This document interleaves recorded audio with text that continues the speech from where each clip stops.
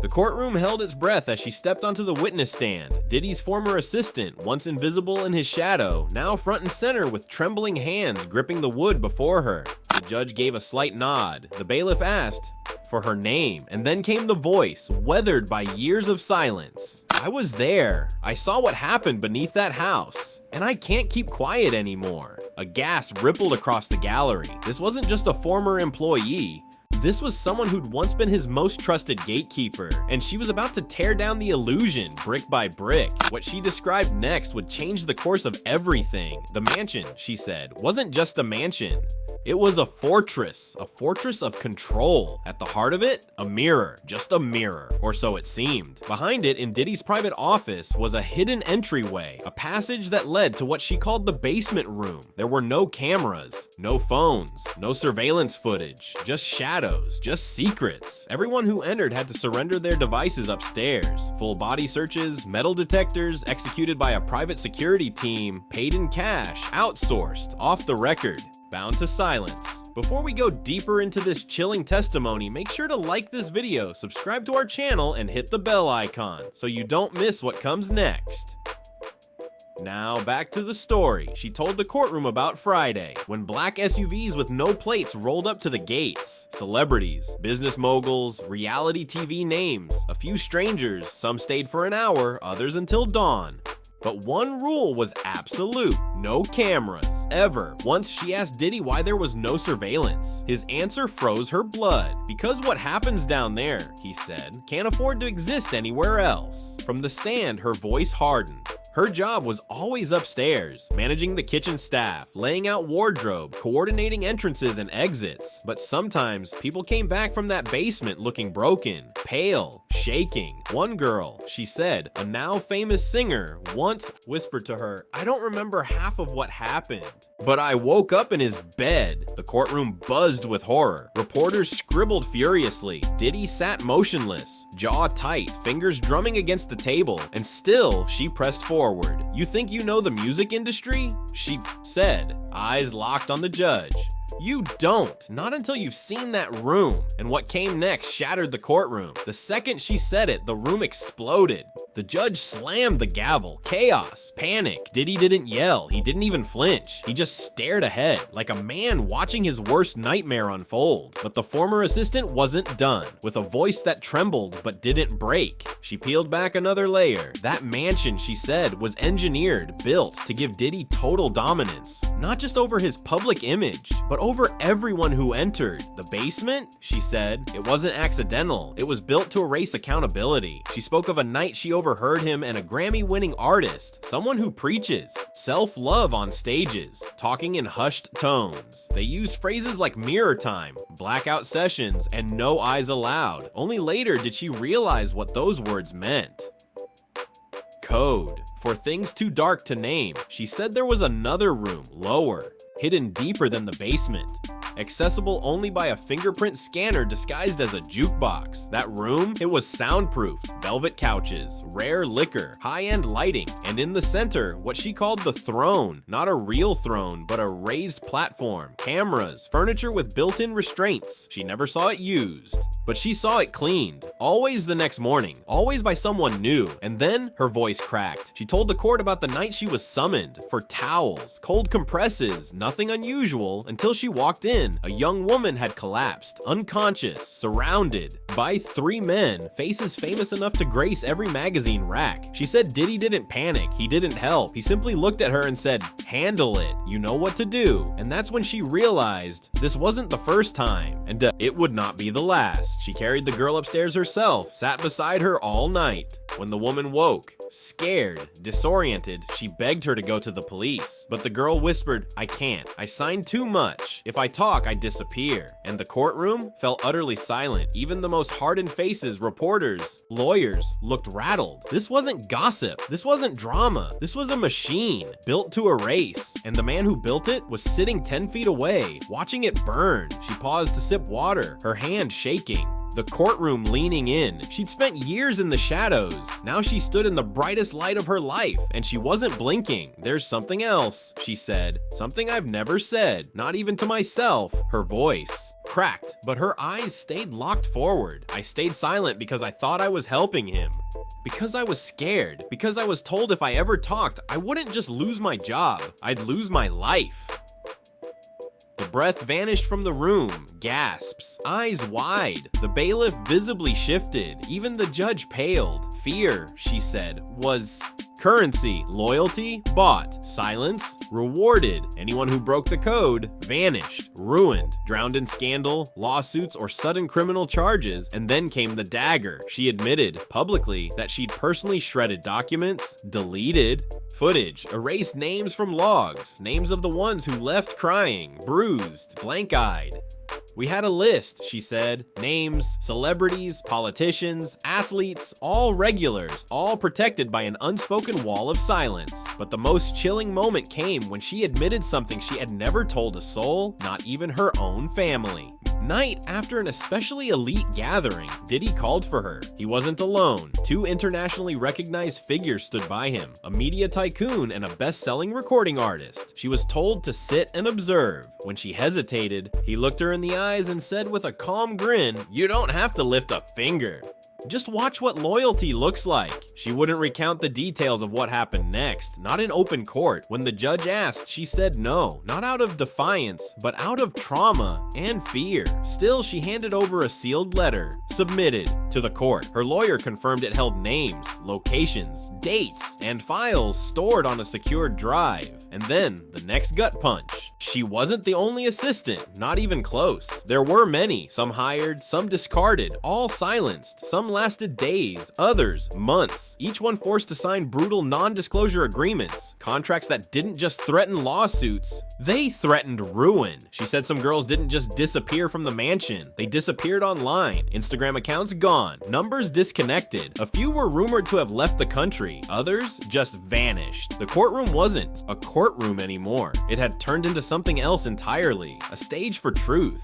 And the one woman holding the script was the one no one expected to speak. She turned her eyes to Diddy. "You built a kingdom out of silence," she said, "but I'm done being quiet." For a brief second, those watching swore they saw it. A flicker in his face, a break. He flinched, just enough to know the walls were starting to crack. The room didn't move, not for what felt like minutes. Even the hum of the lights overhead seemed to fall away. Then she continued, her voice steadier now, no longer fragile. It held the kind of weight only years of guilt could forge into steel. She leaned in again, scanning the jury box. "You think these were just parties, just a few wild nights?" She paused. "You think people like him stop at parties?" Her words sliced through the courtroom like ice. She said the basement gatherings weren't spontaneous. They were productions, scripted, coordinated, rehearsed. She described how even the lighting had assigned hands. Playbooks, she said, literal. Scripts. Who enters when? Who leaves quietly? What to do if someone panics? One juror gasped. The judge said nothing, but the silence had a pulse now. She began listing names, not aloud, but in a sealed court file. Actors, executives, a famous bishop, even a former presidential hopeful. These weren't guests, she said. They were regulars. She described how women, some barely legal, were flown in from cities across the country, told they'd be attending exclusive industry events, networking opportunities, private auditions. But once inside, it was too late. They were prepped, briefed, then taken to the basement. By the time they realized the truth, they were caught, suspended between fear and fame. And here it was. The darkest truth of all, Diddy didn't need to use force. He used status, power, the promise of access. "Do you know what it's like?" she asked, her voice breaking. "To watch someone who just wants to sing, act, be seen, realize they're just a pawn in someone else's fantasy?" Rusta filled her eyes, but she didn't stop. She said she saw them come in, smiling, nervous, excited. She saw them leave, numb, sometimes drugged, sometimes in borrowed clothes. One girl couldn't even walk straight. She whispered to her, "He said this is how everyone makes it." The room shivered. No one looked at each other. Some cried. Diddy, still, fists clenched, stone cold. His legal team stood to object. Hearsay, speculation. The judge shut it down. Hard, the assistant had names, dates, logs. This wasn't gossip, it was evidence. Then came what no one expected. She said the mansion itself was recording, not her. The house. Hidden devices planted in the walls, behind mirrors, in the sound system, sold as security, used for control, footage of things no one should ever see, archived, to silence, to blackmail. He didn't have to threaten them, she said. He just had to remind them. I own you. The gallery stirred.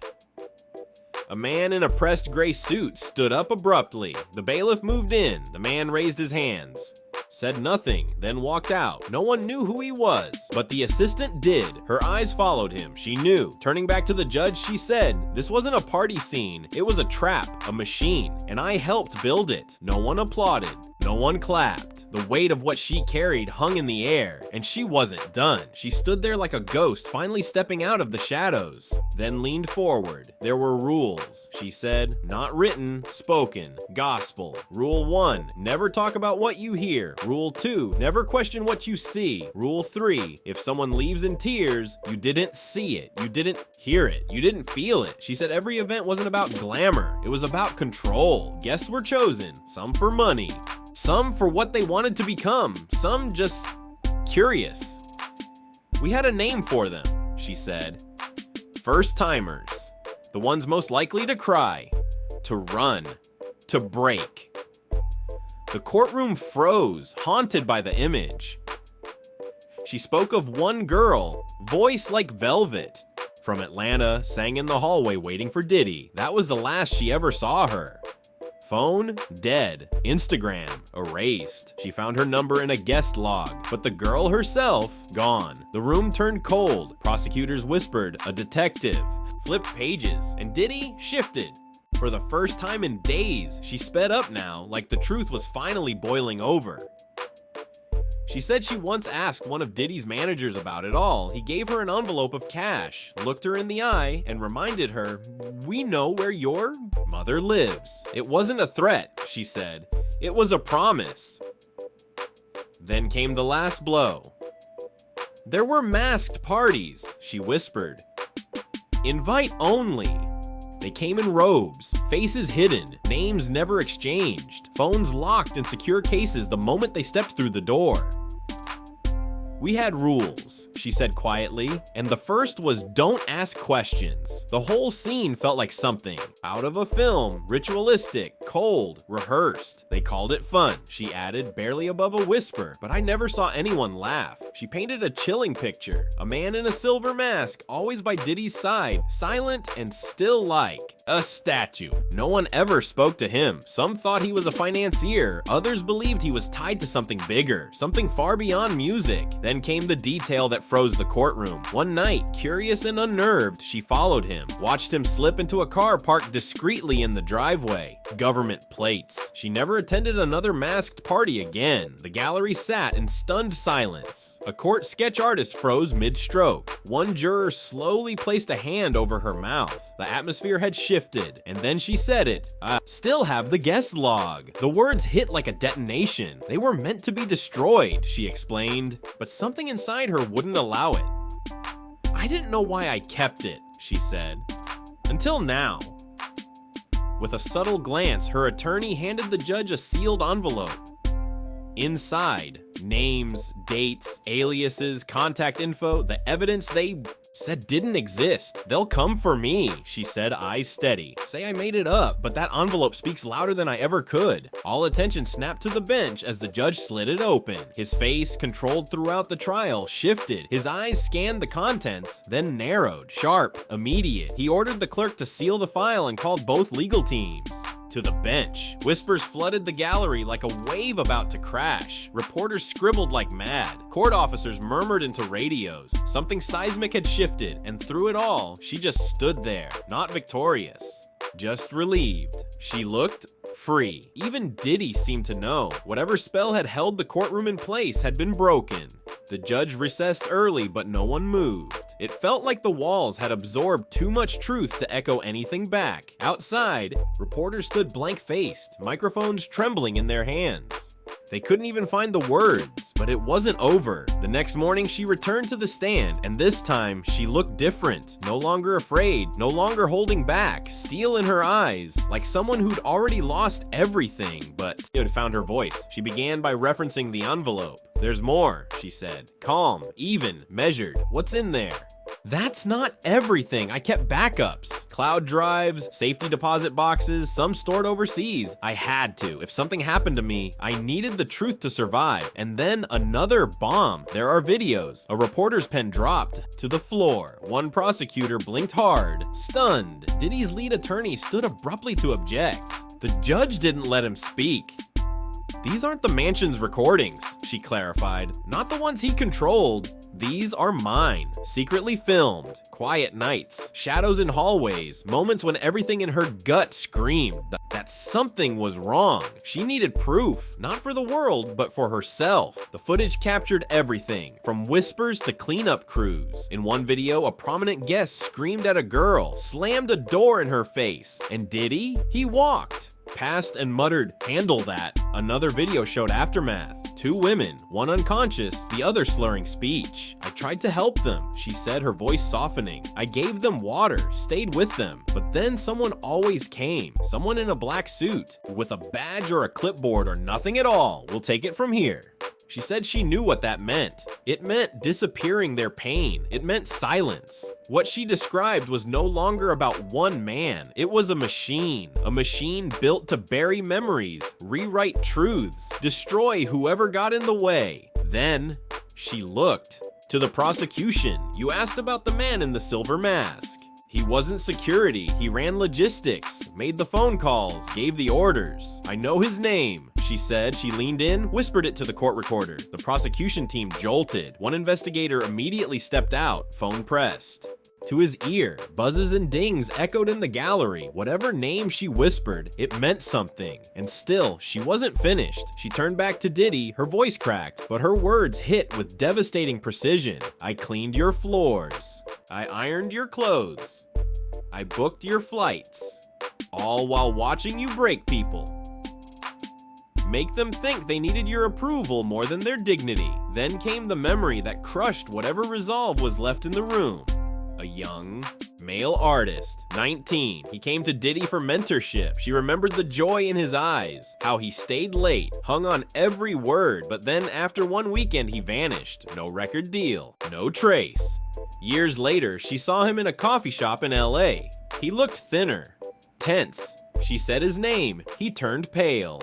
"I'm not that person anymore," he whispered, and walked out. "I'll never forget that look," she told the court. He was haunted. Her voice cracked again, but she didn't stop. "I helped make that happen.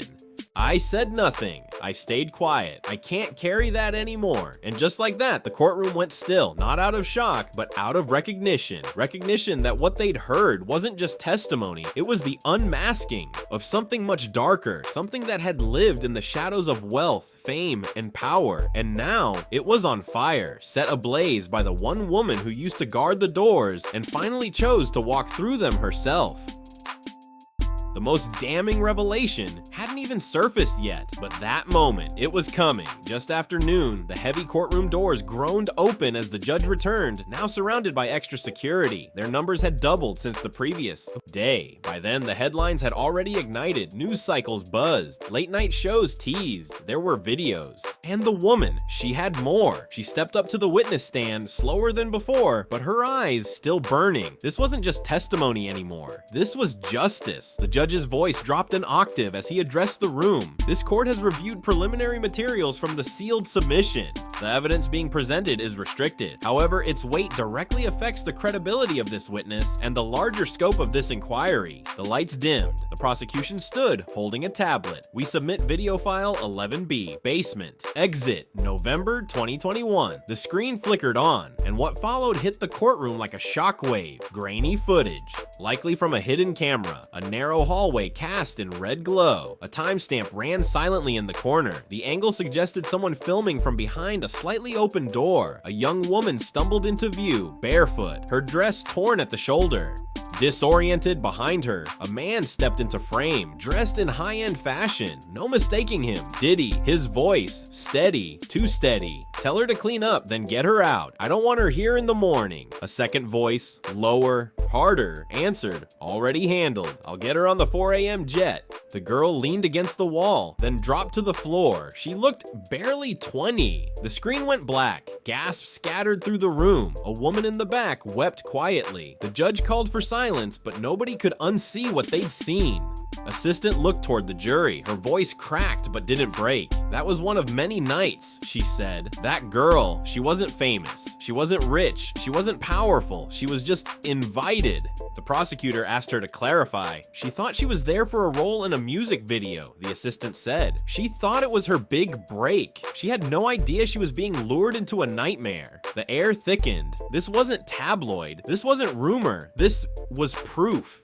Proof of a billion-dollar empire fueled by charm, fear, and control. And then she said it. I was in the room once. Her voice dropped to a whisper. The silence that followed was deafening. I was told to bring drinks to the sub-basement during one of the parties. I wasn't supposed to go in, but I did, just for a second, and I saw something I can't forget. Her eyes swept the room. There was a boy in there, maybe 16, maybe younger. Surrounded by masked men, laughing, clapping, drinking, and Diddy just sitting there, watching like a king. The courtroom didn't breathe. I never saw that boy again, she said. I don't know his name, but I remember his eyes, terrified, more than I've ever seen in another human. She turned to the judge. I've spent every night since trying to erase that memory, but I can't, and I won't. That's why I'm here. And then the unthinkable happened. Diddy stood. The judge barked, Mr. Combs, sit down. He didn't. His gaze locked on the assistant, jaw set, breath shallow. You don't know what you're talking about, he snapped. You think you know everything, but you don't. You never did. Bailiff surged forward. His lawyer scrambled to calm him, but it was too late. The jury had seen enough. The public had heard what was never meant to surface, and the man once cloaked in fame and untouchable power had finally cracked. The courtroom, once just a chamber of law, had become a battlefield of truth, and at its epicenter stood a woman